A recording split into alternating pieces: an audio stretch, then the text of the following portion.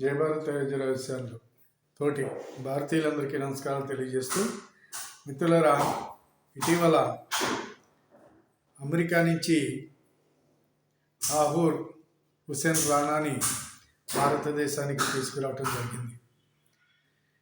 ఎవడు ఈ తాహూర్ హుసేన్ రాణా ఎవరు అనే దాని గురించి, ఎందుకు అక్కడి నుంచి ఇక్కడ తీసుకొచ్చారనే దాని గురించి మనం క్లుప్తంగా కొన్ని విషయాలు చర్చించుకుందాం, ముచ్చరించుకుంటే బాగుంటుంది. విషయం ఏంటంటే 2008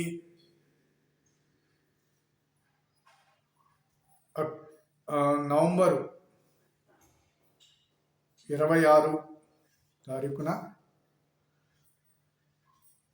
బొంబాయిలో జరిగినటువంటి దాడులు. బొంబాయిలో ఏ రకమైన దాడులు జరిగాయండి? 160 మంది చచ్చిపోవటం జరిగింది. దగ్గర 600 మంది దాకా 300 మంది దాకా గాయాల పాలయ్యారనేది 600 మంది గాయాల పాలయ్యారనేది ఆనాడు మనకున్నటువంటి సమాచారం. దీనికి సంబంధించినటువంటి ఎలా జరిగింది ఏంటి అనే దాన్ని చూసినట్లయితే కనుక, ఆ రోజున అప్పట్లో కాంగ్రెస్ ప్రభుత్వం అధికారంలో ఉంది. ఎవరైతే ఈ ఉగ్రవాదులు ఉన్నారో, ఈ ఉగ్రవాదులు 14 మంది సముద్ర మార్గంగా పడవల మీద రావటం, ముంబైలో దిగటం, సరాసరి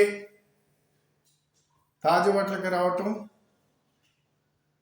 అక్కడ విచక్షణ రహితంగా బట్టలంతా తిరిగి కాల్పులు జరపటం, చాలామందిని కాల్చడం జరిగింది అక్కడ. అందులో విదేశస్తులు కూడా ఉంటారు ఆ హోటల్లో, చాలా పెద్ద హోటల్లో. అందులో ఆ రకంగా కాల్చి చంపడం జరిగింది. ఇంకా కొన్ని ముఖ్యమైన ప్రాంతాలకి బాంబులు అవి పెట్టి వీళ్ళు ధ్వంసం సృష్టించారనేది మనకి ఉన్నటువంటి మనకు తెలిసినటువంటి విషయం. అయితే ఈ విధ్వంసం సృష్టించడానికి జరగటానికి గల ప్లానింగ్ ఏ రకంగా జరిగింది? మరి ఆ రోజుని ఇంటెలిజెన్స్ ఏమైంది? వీళ్ళు ఏ రకంగా వచ్చారు? వీళ్ళు రావటానికి గల మార్గాలు ఏంటి అనే దాని గురించి మనం పరిశీలించినట్లయితే, ఆ రోజున మన మిలిటరీ కమాండర్లు పెద్దవాళ్ళు పాకిస్తాన్ పిలవటం జరిగింది. అక్కడ ఎంచేత ఏదో ఒక ఒప్పందాలు చేసుకుందాం, మీకు మాకు గొడవలు లేకుండా అనే దాని గురించి అక్కడికి పిలవటం జరిగింది. సరే, వీళ్ళు అక్కడికి వెళ్ళిన తర్వాత ఆ కథా కార్యక్రమం పూర్తి అయిన తర్వాత వీళ్ళు భోజనాలు చేసి బయలుదేరడానికి సిద్ధంగా ఉన్న టైంలో, అబ్బాయి అలా కాదు, మిమ్మల్ని రాకరాక వచ్చారు మీరు, మిమ్మల్ని మేము ఇక్కడ ఒక రిసార్ట్ ఉంది, చాలా మంచి ప్లేస్ ఉంది, అక్కడికి తీసుకెళ్తాం మిమ్మల్ని అని చెప్పేసి, మీకు ఆ మాత్రం మర్యాద మేము చెయ్యాలి కదా అని చెప్పేసి వీళ్ళని ఎక్కడికో దూరంగా, కనీసం సెల్ సిగ్నల్ అందనటువంటి ప్రాంతానికి తీసుకుపోవటం అనేది జరిగింది. అదే రకంగా అదొకటి. అంటే ఈ ప్లానింగ్ ఎలా ఉందో చూడండి. ఈ పాకిస్తాన్ ఐఏఎస్ ఏదైతే ఉన్నదో, వీళ్ళందరూ కూడా ఒక ప్లాన్ చేసి మన వాళ్ళని అక్కడ ఆ రకంగా ఇరికించడం జరిగింది. ఆ తర్వాత దీనికి సంబంధించినటువంటి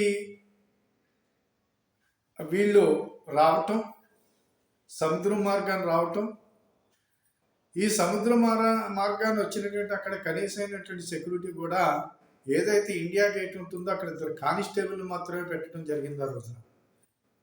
ఇదంతా మన ప్రభుత్వం తెలిసి చేసిందనేది ఇక్కడ స్పష్టంగా అర్థమవుతుంది అన్నమాట. సరే, వీళ్ళు ఎప్పుడైతే ఈ రకంగా రావటం వచ్చిన తర్వాత వెంటనే వీళ్ళు ఇన్ఫర్మేషన్ ఇస్తే దాన్ని పట్టించుకోలేదు అన్నాడు ప్రభుత్వం. పట్టించుకోకపోతే అక్కడ ఉన్నటువంటి మన పోలీసు సిబ్బంది మొత్తం ఇన్ఫర్మేషన్ హోమ్ మినిస్టర్ కూడా ఇచ్చినప్పటికీ, ఆనాడు సెంట్రల్ హోమ్ మినిస్టర్ అయినటువంటి శివరాజ్ సింగ్ చౌహాన్ అనేటువంటి ఆయన సెంట్రల్ హోమ్ మినిస్టర్, అలాగే రక్షణ మంత్రి పి సీతారామరావు, ఈ హోమ్ మినిస్టర్ గారికి సమాచారాన్ని ఇస్తే, సరే ఉండండి నేను వస్తాను అని చెప్పేసి ఈయన బయలుదేరే ముందర రండి తొందరగా వెళ్ళాలి అనే దాని గురించి ఆలోచిస్తుంటే అక్కడ ఉన్నటువంటి సెక్యూరిటీ అలా కాదు, నాకు గౌరవవందనం కావాలని గౌరవవందనాన్ని తీసుకుని బయలుదేరాడు ఆయన. ఈలోగా ఇక్కడ జరగవలసినటువంటి నష్టం అంతా జరిగిపోయింది. ఇక్కడ మన పోలీసులు వీళ్ళతోటి విరోచితంగా పోరాడటము, ఈ పోరాడిన తర్వాత ఇందులో ఉన్నటువంటి వాళ్ళని 9 మందిని చంపేయటం జరిగింది మన వాళ్ళు. కొంతమంది దొరకలేదు. కసప్ అనేవాడు, దానికి ఆ టీంకి మెయిన్ లీడర్ అయినటువంటి కసప్ ఎవడైతే ఉన్నాడో ఆ కసప్ అనేవాడిని చాలా విరోచితంగా పోరాడి ప్రాణాలు తెగించి, ఆ ప్రాణాలు పోతున్నప్పటికైనా సరే మన పోలీసు వాడు అక్కడ ఆ రకంగా పట్టుకుని అన్ని బంధించడం జరిగింది. సరే, అంతవరకు అదొకటి జరిగింది. జరిగిన తర్వాత దీని అంతటికీ ఈ ప్లాన్ చేసినటువంటి వాళ్ళు మాస్టర్ మైండ్ ఎవరైతే అంటే పాకిస్తాను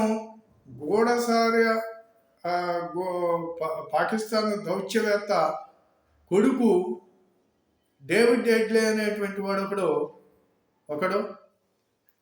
అదే రకంగా పాకిస్తాను ఆర్మీ డాక్టర్గా పనిచేస్తున్నటువంటి తావూర్ హుసేన్ రాణా అనేటువంటి వాడు ఒకడు. వీళ్ళు భారతదేశంలో వ్యాపారాల కింద పెట్టి ఇక్కడ వ్యాపారాలు చేస్తున్నట్టు చేసి ఇక్కడ ఉన్నటువంటి అంతా పథకం చేసి వీళ్ళు ఈ రకమైనటువంటి పథకంతో ఈ ఉగ్రవాద దాడికి మూలకారకులైనటువంటి వాళ్ళు వీళ్ళు. అంతే కాబట్టి ఆ రోజున ఎవడైతే మామూలుగా ఆ డేవిడ్ ఎడ్లీ ఎవడైతే ఉన్నాడో ఆడు అమెరికా పోయాడు, ఆడు ఎక్కడికో పోయి ఆడు దాక్కున్నాడు, ఈడు అమెరికా పోయి దాక్కున్నాడు. ఎవడో తైవూర్ హుసేన్ రాణా. సరే, ఈ విషయాలు ఎప్పుడైతే ఈ రకంగా జరిగిందో అప్పటి నుంచి ఎవడైతే ఆ ఎడ్లీ అనేవాడు డేవిడ్ ఎడ్లీ అనేవాడు ఎవడైతే ఉన్నాడో వాడు అప్రూవర్గా మారటం కూడా జరిగింది.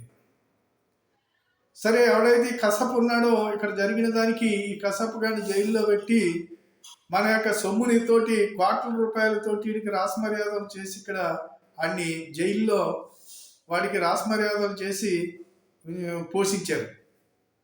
అది మన 2014 వరకు ఈ కాంగ్రెస్ వాళ్ళు పోషించడం జరిగింది, కాంగ్రెస్ ప్రభుత్వం. తర్వాత ఆయన ఉరి తీయటం జరిగింది. ఉరి తీస్తే ఇక్కడ ఉన్న కాంగ్రెస్ వాళ్ళు కమ్యూనిస్టుల వాళ్ళు చాలా బాధపడిపోయారు, మామూలుగా కాదు. దాని గురించి కూడా ఆ రోజు చాలా కామెంట్లు చేశారు వీళ్ళు. ఆ విషయం కూడా మనకు తెలుసు.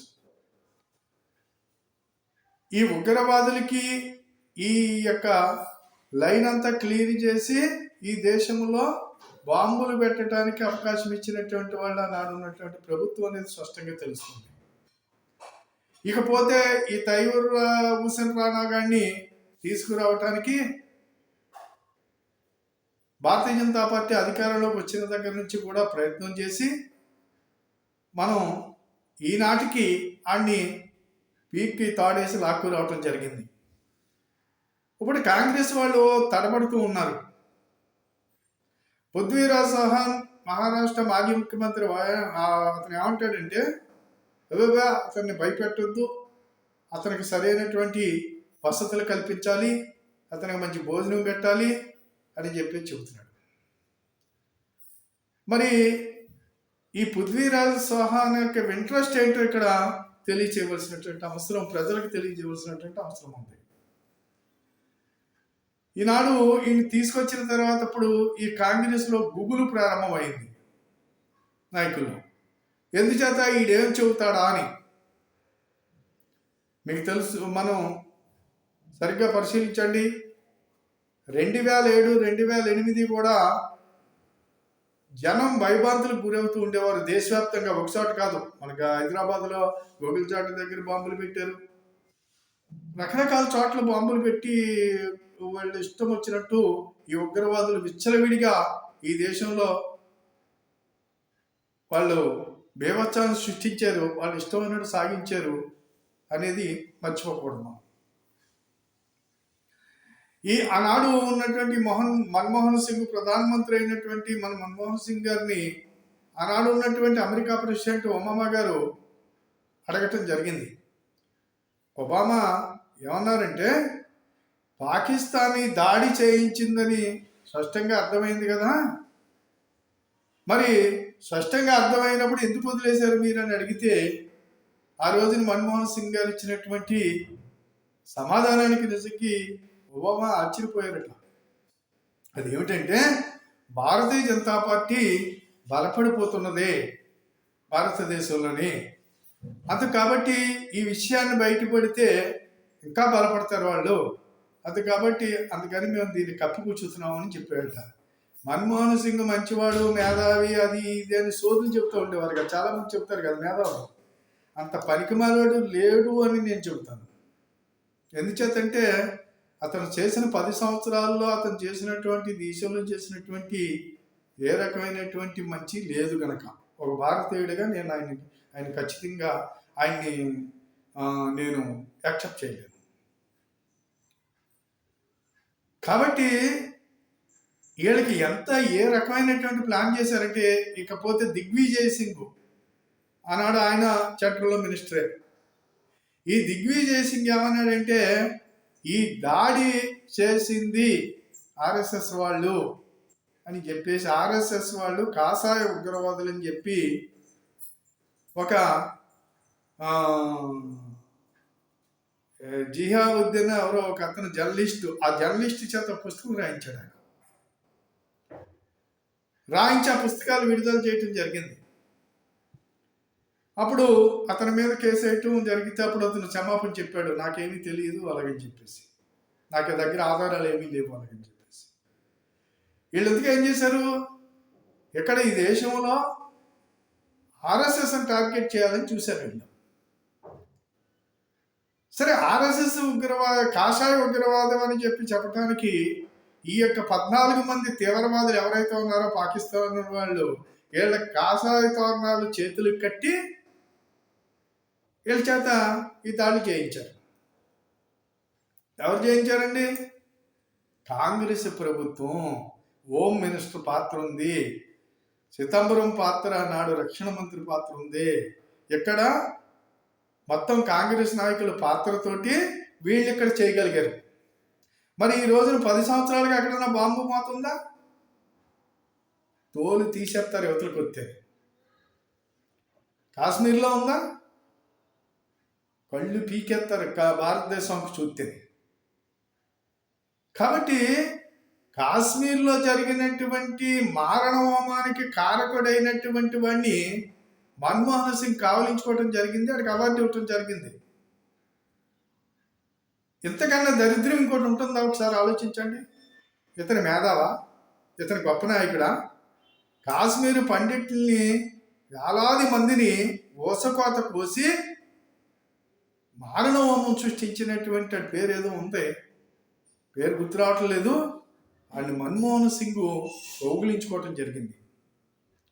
ఒక ఉగ్రవాది ఒక ప్రధానమంత్రి దగ్గరికి వచ్చి కలిసాడు అంటే అసలు ఒకసారి ఆలోచించండి. ప్రధానమంత్రి కాదు కదా. మరి ఈ రకమైనటువంటి విషయాలు, ఈ రకమైన దుర్మార్గాలు చేసినటువంటి వీళ్ళని, దీని అంతటికీ కారకులైనటువంటి వాళ్ళు, ఈ దాడి చేసినటువంటి వాళ్ళని కసపుని ఉరి తీసిన తర్వాత ఆడు పాకిస్తాన్ వాడు, అలాగే డేవిడ్ హెడ్లీ వాడు అప్రూవర్గా మారాడు. వీడు ఆ దేశ దౌత్యవేత్త కొడుకు. అలాగే వీడు తైమూర్ హుసేన్ రాహనా గాడేమో డాక్టర్ ఆర్ఎం. ఇంత ప్లాన్ చేసి ఆ రోజున మనకి బీభత్సం సృష్టించినటువంటి వీళ్ళు ఈ రోజున ఇన్ని సంవత్సరాలుగా మనం చేసినటువంటి కృషితోటి, మోడీ గారి ప్రయత్నంతో ఈ రోజుకి వాడిని పీక్ తాడేసి లాక్కు రావడం జరిగింది. ఆడు అమెరికాలో కోర్టులన్నీ తిరిగాడు, మమ్మల్ని భారతదేశం పంపొద్దు, నన్ను చంపేస్తారో లేకపోతే నన్ను నివసిస్తారో అని చెప్పేసి ఆడు భయపడుతూ కోర్టులన్నీ తిరిగాడు. భయం ఏంటో నా కొడక, నువ్వు ఇక్కడ చంపేసినప్పుడు వీళ్ళ ప్రాణాలు కదా, నీదే ప్రాణం. ఈ నా కొడుకుని ఈ రోజున ఇక్కడ అన్ని మామూలుగా బయటికి తీస్తారు, వీటి దగ్గర ఏముందో సమాచారం. ఆ తర్వాత వీళ్ళందరికీ ఇప్పుడు రోజు వీళ్ళ జ్వరాలతో ఉన్నారు, వీళ్ళు పడుకోవట్లేదు, వీడేం చెబుతాడా అని. ఈ దేశంలో కాంగ్రెస్ పార్టీ చేసినటువంటి దుర్మార్గమైనటువంటి కార్యక్రమాలు ఒకటా రెండా అని చెప్పుకుంటే అది మామూలుగా లెక్క సరిపోదు. అటువంటి స్వతంత్రం వచ్చిన కాడి నుంచి ఈ సమాజంలో ఎప్పుడు కూడా అశాంతిని నింపారే తప్ప శాంతిని నింపలేదు. ఈ రోజున అనేక రకాల కలహాలు తీసుకురావడానికి చూస్తూ ఉన్నారు. రకరకాల కుల చట్టాలు, మత చట్టాలు సమాజం కుదురుగా ఉండకూడదు. ఈ దేశంలో ఒకే చట్టము ఒకే న్యాయం ఉండాలనేది భారతీయ జనతా పార్టీ యొక్క ఆలోచన. దానితోటి ముందుకెళ్తూ ఉన్నది. ఈ రోజుని ముస్లిం మహిళామూర్తులకి జరిగేటువంటి అన్యాయాన్ని గమనించి ఆ తిబుల్ తలాక్ ఏదైతే ఉన్నదో దాన్ని తీసి దాన్ని ఈ రోజుని ఆ తిబుల్ తలాక్ అనేది తొలగించి వాళ్ళకి చట్టం చేయటం జరిగింది. అలాగే ఏదైతే కాశ్మీర్లో జరిగేటువంటి ఏదైతే ఉన్నదో అక్కడ పాకిస్తాన్ వాడు చేసేటువంటి చేష్టలకి అక్కడ లాక్ చేసి 370 ఆర్టికల్ రద్దు చేసి ఈ రోజుని కాశ్మీర్ని భారతదేశంలో ఒక ప్రశాంతమైన వాతావరణం తీసుకురావడం జరిగింది. అలాగే GST కానివ్వండి, అలాగే అనేక రకాల చట్టాలు, కీలకమైనటువంటి చట్టాలు తీసుకొచ్చి ఈ దేశంలో వీటిలన్నిటిని కాంగ్రెస్ వాళ్ళు చేసిన దుర్మార్గమైనటువంటి కార్యక్రమాలన్నిటికీ స్వస్తి చెబుతూ బ్రిటిష్ వాడి చట్టాలని పక్కన పెట్టి మనకి ఈ సమాజానికి ఏది అవసరమో అది తీసుకొస్తున్నారు. ఏదైతే ఈ రోజున ఒక చట్టాన్ని రోడ్డు ఎక్కించాలని చూస్తున్నారు, అలర్లు చేస్తున్నారు. ఇది వీళ్ళ ఆటలేమి సాగం. ఒక చట్టం అనేది ఈ రోజుని ముస్లింలో ఉన్నటువంటి పేదవాళ్ళందరికీ కూడా ఎంతో ఉపయోగకరమైనటువంటి చట్టం అనేది వాళ్ళే గమనించి అనేక మంది మోడీ గారికి జైలు కొడుతున్నారు. ఇవన్నీ గమనించుకోవాల్సినటువంటి అవసరం ఉంది. మోదీ గారు సమాజం భారతదేశంలో భారతీయులందరూ కూడా సుఖశాంతులతో ఉండాలి, నా దేశం గర్వపడేలాగా ఉండాలి అనేటువంటి ఆలోచన చేసేటువంటి వ్యక్తి. అనేక రకాలైనటువంటి చేస్తూ ఉన్నారు ఇక్కడ. ఇది గమనించుకోవాలని చెప్పేసి భారతీయులందరికీ నేను చెప్పేది ఏంటంటే, ఈ రోజుని ఇటువంటి ఇప్పుడు తైమూర్ హుస్సేన్ రాణా గారి నుంచి వచ్చే సమాచారాన్ని గురించి ప్రతి ఒక్క భారతీయుడు దృష్టి పెట్టమని చెప్పేసి కోరుతూ, మరి ఇటువంటి దుర్మార్గమైన కార్యక్రమాలు చేసినటువంటి కాంగ్రెస్ పార్టీ ఈ నాయకుల్ని ఒకసారి మీరు గమనించుకోవాల్సినటువంటి అవసరం ఉంది. దేశం ముఖ్యం, దేశ సంపద ముఖ్యం, దేశ సౌభాగ్యం ముఖ్యం అనేది మర్చిపోవద్దు. మీరు ఎవరు ఏ రకమైనటువంటి ప్రతి ఒక్కరు కులాలుగా మతాలుగా మాట్లాడకండి. దయచేసి వాస్తవాలను గమనించుకోవాల్సినటువంటి అవసరం ఉంది. ఈనాడు చాలా వరకు చదువుకుని ఉన్నారు, దాన్ని గమనించుకోమని చెప్పేసి కోరుతూ ఖచ్చితంగా ఈ వీడియోని 10 మందికి షేర్ చేయండి, సబ్స్క్రైబ్ చేయమని చెప్పేసి కోరుతూ, మంచి ఆలోచనలతో ముందుకెళ్దామని భారతీయ జనతా పార్టీని మనం బలపరుచుకుని ఈ దేశాన్ని ప్రపంచంలో జగద్గురు స్థానంలో నిలబెట్టడానికి ప్రతి భారతీయుడు కృషి చేయాలని చెప్పేసి ఈ సందర్భంగా కోరుతూ సెలవు తీసుకుంటున్నాను. జై భారత్, జై హింద్.